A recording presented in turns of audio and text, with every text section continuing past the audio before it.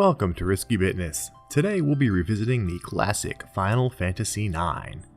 It's an RPG retrospective.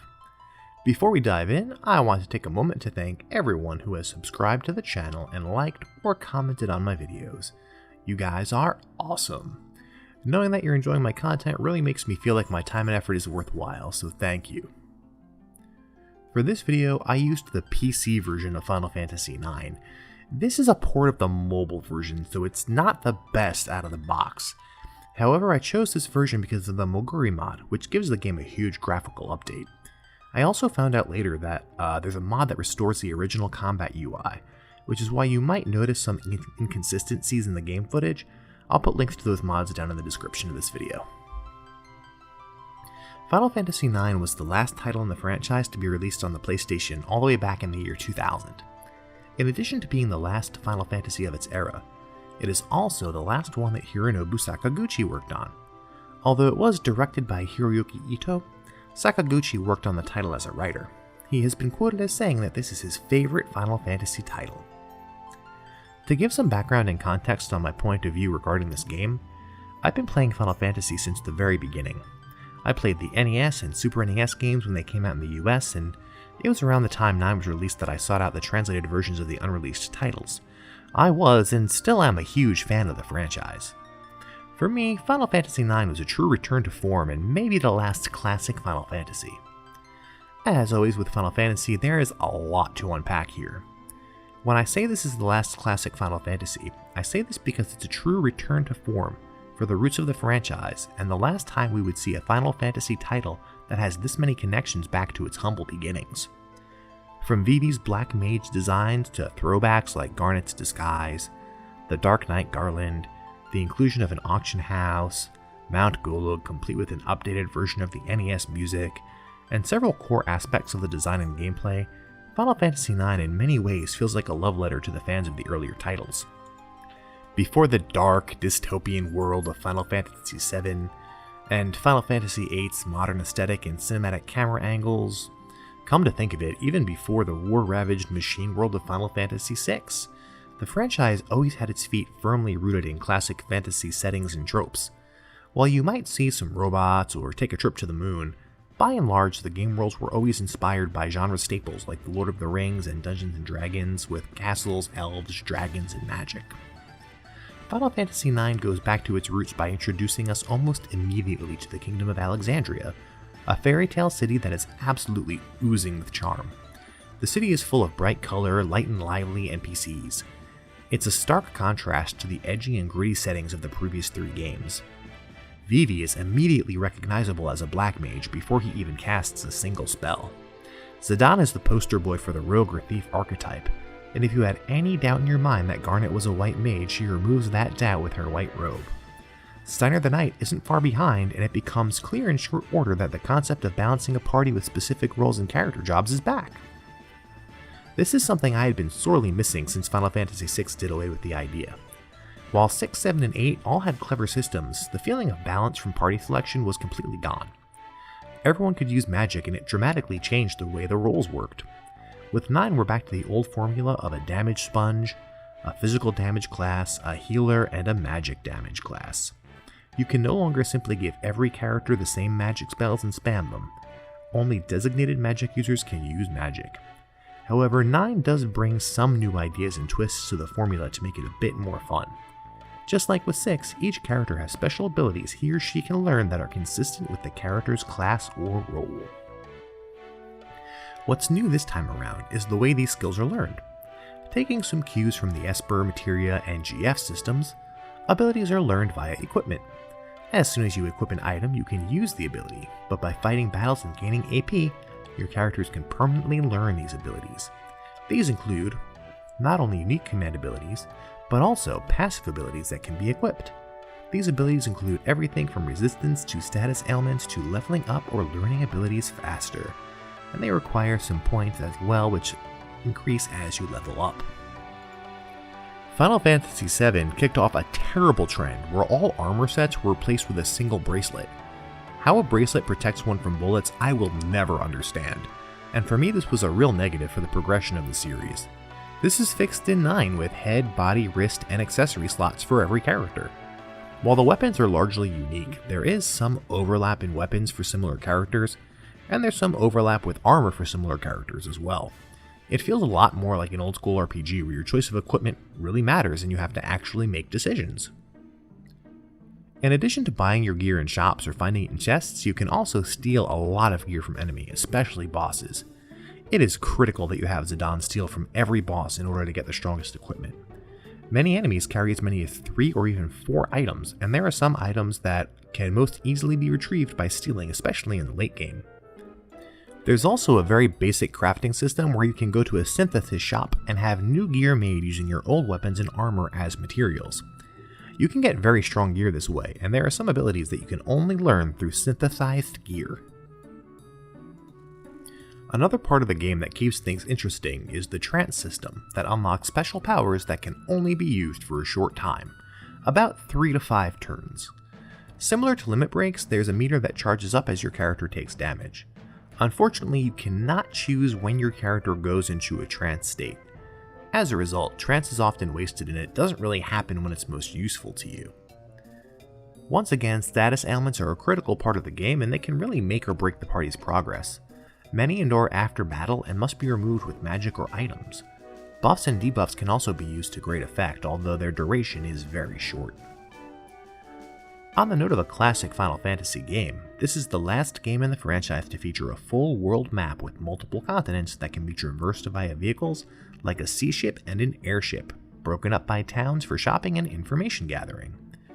Chocobos are back after their absence in Final Fantasy VIII.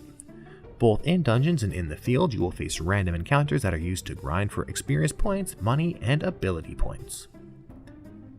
There are a lot of endgame side quests in Final Fantasy IX. It may have the most extensive late game of any title in the franchise, with a variety of things to do like hunt for Stellatios, play Chocobo hot and cold, and uncover the mystery of MogNET Central. Or of course, take on the game's optional super boss, Ozma, one of the most notorious super bosses in Final Fantasy history. Instead of save points, Final Fantasy IX features Moogles who allow you to rest or save your game. They also ask you to deliver mail between them, which acts as one of the many mini-games and side quests. You must also call a Moogle if you want to rest or save on the world map. He gets a little attitude with you if you don't use his services. To discuss the graphics in a game like this, the version and mods I'm using are really going to come into play. The original game was released on the PlayStation, which was released at a time before HD LCD displays were common. For this reason, trying to play the original PlayStation version on a modern display is not going to look like it did on a CRT in 2000. If you still have an original PlayStation and a CRT TV, you're in for a treat. Everything looks really great, and it's a huge change from the edgy, gritty, dark look of 6, 7, and 8. Everything is more bright and colorful. The pre-drawn backgrounds look excellent in the original game, but they're ruined by the upscaling of the resolution. The Mogori mod fixes this. You can see that while there are some visual glitches here and there, the mod has managed to make the backgrounds look great in HD. This is part of the reason I recommend playing the game this way. For the original experience, use a PlayStation with a CRT, but if that's not an option, then this is the way to go.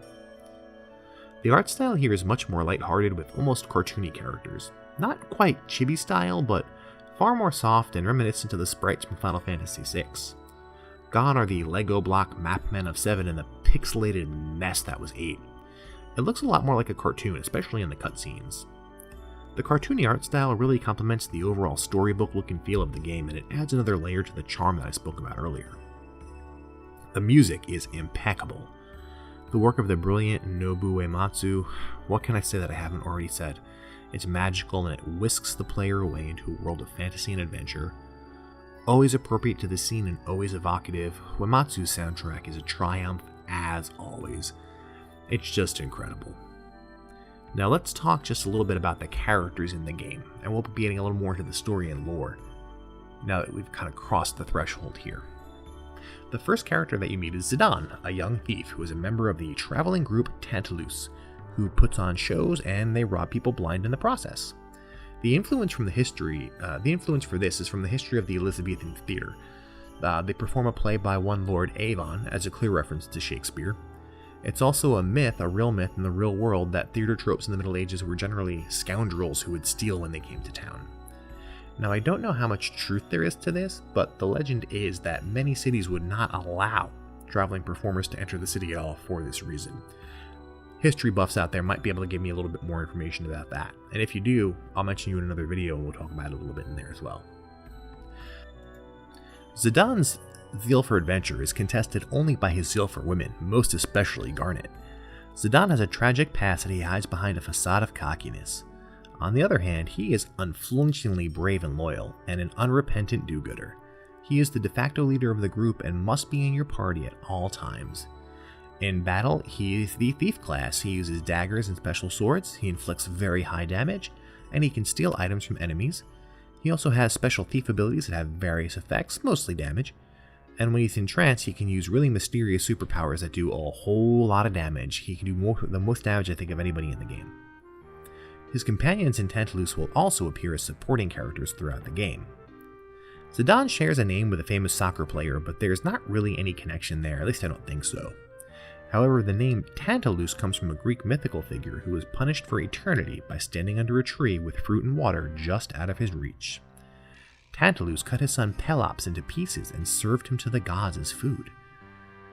The goddess Clotho sewed the parts of his son together again, but the son had a permanent piece of his shoulder missing, which was eaten by Demeter. Now, I want you to take a look at the character model for Blank. This story is also both the root of the word tantalize and the origin of the phrase, he's got a chip on his shoulder. This is an entirely different rabbit hole. I think there could be a whole video done just on the metaphors of Tantalus and other literary metaphors that we find in this game. As a matter of fact, metaphors and nods to classical literature are something that's really common throughout all the Final Fantasy games, and I don't hear a lot of people talking about it. I think it's because it can get a little bit dry or boring to talk about those things.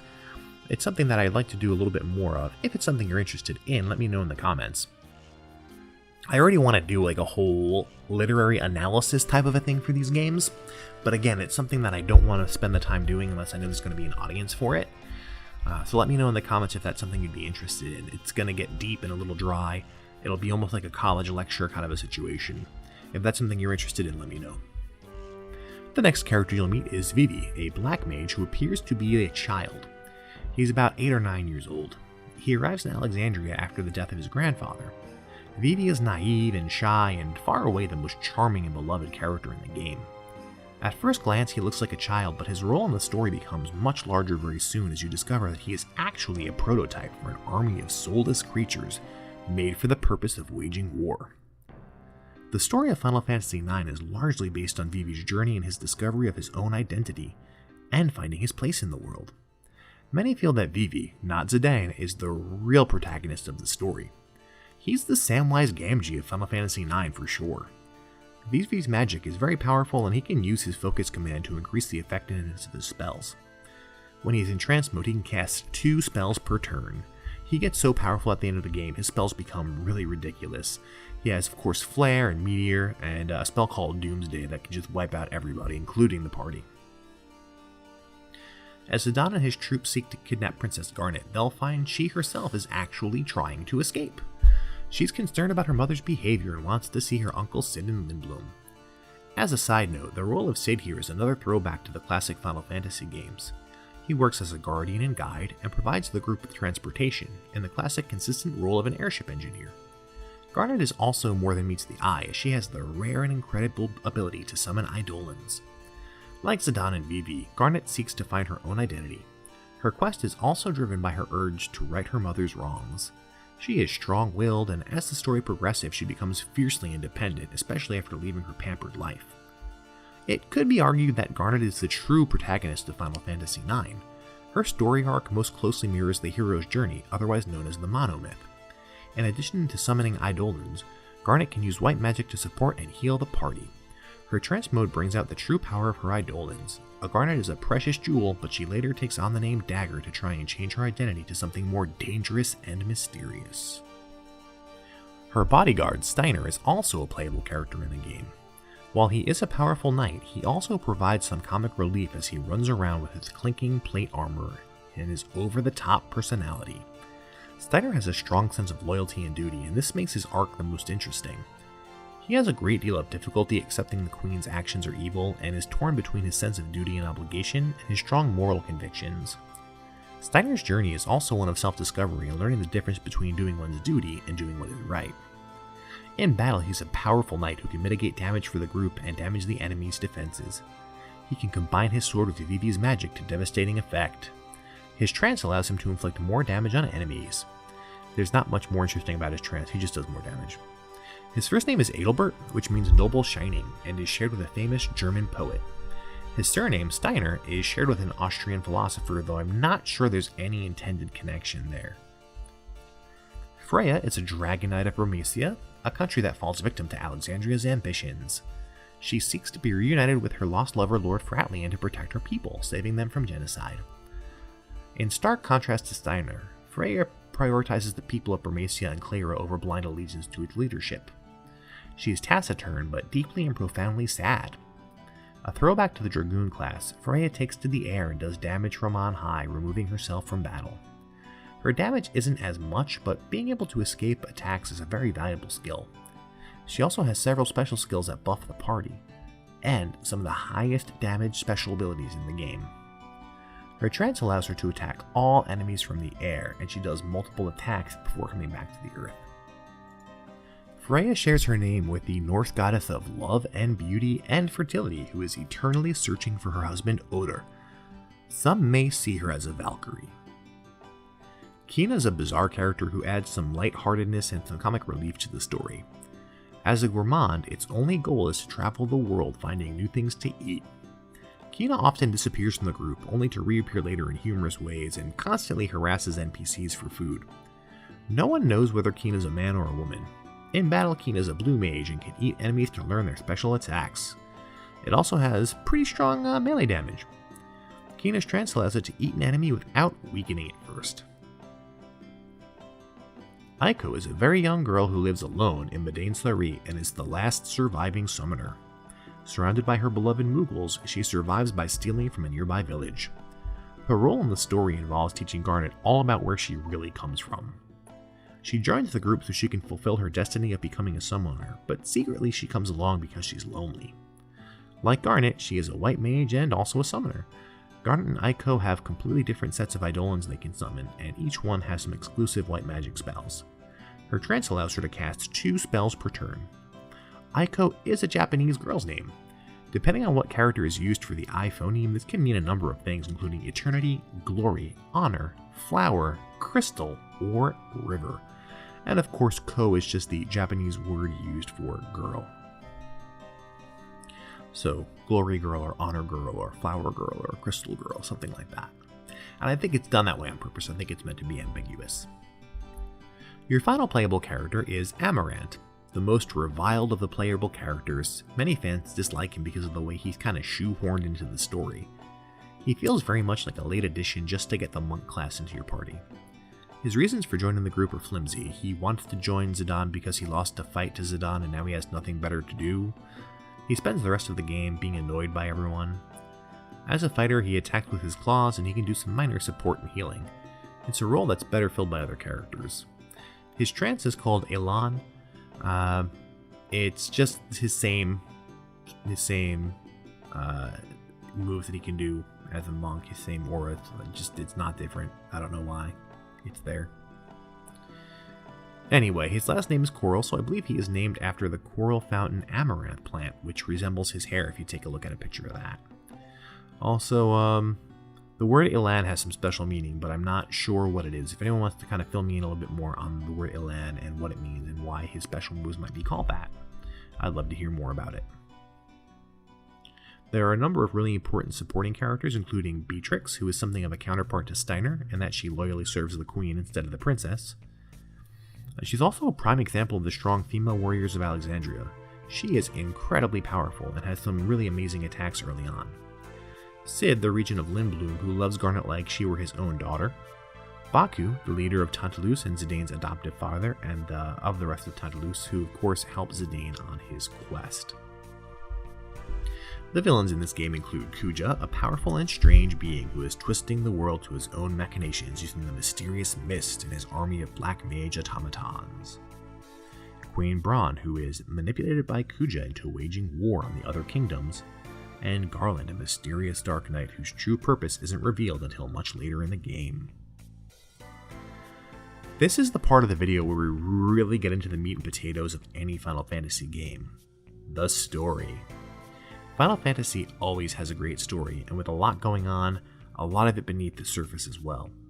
I'll do my best to get deep into it without making this video extremely long. This will be more of an analysis than a story recap. Beyond this point, there will be more spoilers, so if you haven't played Final Fantasy IX, I recommend coming back to this video after you've done so. There are a number of themes at work in Final Fantasy IX. I think the biggest theme present here is that of identity, or finding one's place in the world. This strongly ties into the theme of family and what that means to us, whether it's the family we're given or the family we choose, or the family that chooses us. You may have noticed that all the characters in Zidane's group have one fundamental thing in common. They either are, or once were, alone in the world. Eiko most of all, as she has been living in Madain Sari all by herself for most of her childhood. Zidane doesn't know his parents or where he was born. Garnet learns that she isn't who she thinks she is, learning of the loss of her birth mother, only to then immediately witness the death of her second mother shortly thereafter. Vivi arrives in Alexandria shortly after the death of Quina, the one family he's ever known. He is profoundly alone. Freya loses her lover, then her country, then her people. Amarant is a loner by choice. Steiner and Quina may be exceptions, but we don't learn a great deal about their backstories. It could be said that Steiner is isolated from the world by his black and white worldview and his obsession with duty. Along the journey, each cast member finds his or her own family and place. It's all about the quest for identity and family. In particular, Garnet grapples with the responsibilities of ruling Alexandria and the feeling that she's always belonged somewhere else. And Vivi struggles with what and who he is. But ultimately, every member of the cast finds a place to call home. A more subtle theme I've noticed in Final Fantasy IX is the presence of strong women. And I don't just mean this in terms of strong female characters, I mean physically strong women. Freya and Beatrix are fantastic examples, the former joining the party and the latter serving as a nemesis before eventually becoming an ally. Taking this a step further, you'll notice that the majority of the soldiers in Alexandria are women. There are a few male soldiers, but they are generally viewed as incompetent and less useful than their female counterparts. Steiner's Knights of Pluto are all busy goofing around when he has to round them up to search for the princess. This subversion serves two primary purposes. The first is to contrast with Garnet, who is the quintessential pampered princess, and to give her inspiration and pressure to escape her quiet and comfortable life. The second is to establish the role of Steiner as a knight who takes himself entirely too seriously. Steiner is something of a joke even within Alexandria. He's a stumbling imbecile obsessed with his duty who doesn't have a mind of his own. It's presented in a subtle manner, but a large part of the comedy of Steiner comes from his being pretty bad at his job. He's just a crony whose position is a reward for loyalty, not competence. Of course, the women of Final Fantasy IX are strong in character as well, which brings me to my next point. I mentioned this before, but though Zidane is presented as the main character, I do not think he is the real hero of the story. I really believe that that role belongs to Garnet. Final Fantasy games, like most JRPGs, are generally marketed toward teenage boys and young men, so having a main player character they can relate to is really important. And while Zidane's arc is important and interesting, Garnet's arc more closely resembles the monomyth. While Zidane is an unrepentant do-gooder whose search for identity and a place to belong results in him providing this to others, it does not follow the typical structure of a hero's story. In some regards it does, but Garnet's does more. Garnet starts the story by crossing the threshold. She crosses from her comfortable life into a world of magic and adventure, taking up with thieves. She receives supernatural aid from the Eidolons, most notably in the form of Ramuh. She has a mentor, Zidane, and a helper, Steiner. She even has more guidance via Cid as well. She faces a number of challenges, including that of making her way back to Lindblum after splitting with the group. She once again receives aid from Tantalus there. The Abyss is when she witnesses the death of Braun. This is also her point of temptation to end her journey. The Abyss is represented in her loss of ability to speak and her loss of concentration during battles. This spurs on her transformation and atonement, where she becomes able to accept the responsibility of becoming Queen of Alexandria, the very responsibility she was running away from at the start of the game. Ultimately, she is granted her boon as Zidane returns to her. She fulfills the hero's journey and becomes master of two worlds, thus gaining the freedom to live. If you're interested in the hero's journey or the MogNET that I'm talking about here and aren't too familiar with it, it's something you definitely can Google. There's a book by Joseph Campbell all about it. It's basically the quintessential hero story. You can compare it to Star Wars, you can compare it to Harry Potter, but if you read any book about a hero that goes on an adventure, you'll find that that basic structure is followed. There are usually some deviations or exceptions, but for the most part, the blueprint is pretty much followed. We'll be talking about one more theme here today, and I want to thank you for sticking with me this long. I know that it's been a long one, but the final theme is redemption and forgiveness, usually taking place in death.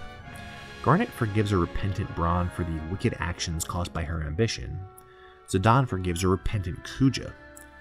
This rounds out the family concept very well because not only does it reinforce the value of the family we choose, but it also reminds us of the unseverable ties to the family that we're born to, or that chooses us.